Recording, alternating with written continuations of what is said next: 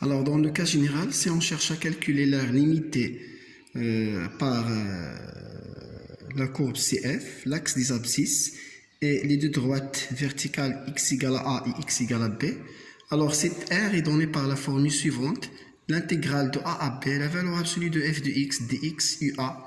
Avec UA, c'est quoi? C'est le module de I fois le module de J. Voilà. Il y a un autre cas. Si on cherche à calculer l'aire limitée par la courbe CF,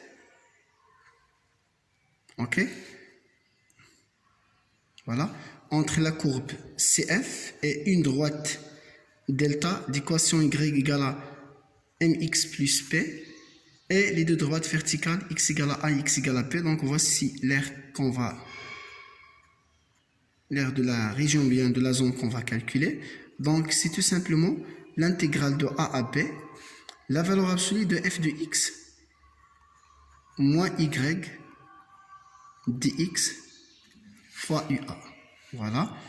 Alors, cette valeur absolue est dissipée tout simplement en étudiant la position relative de CF et la droite delta.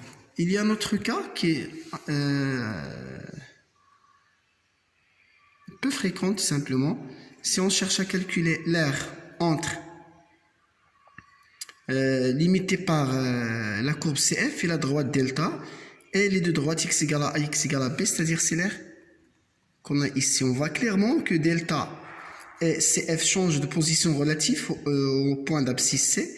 Donc l'aire, ce sera l'intégrale de a à b, valeur absolue de f de x moins y dx UA. Voilà. Et on peut utiliser la relation de Duchal pour qu'on puisse écrire cette valeur absolue autrement. Donc ce sera l'intégrale de a à c, la valeur absolue de f de x moins y, puisque la droite delta est au-dessus de la courbe CF. Donc ce sera alors y moins f de x dx plus l'intégrale de c à b. Et dans l'intervalle CB, on a la courbe CF au-dessus de delta.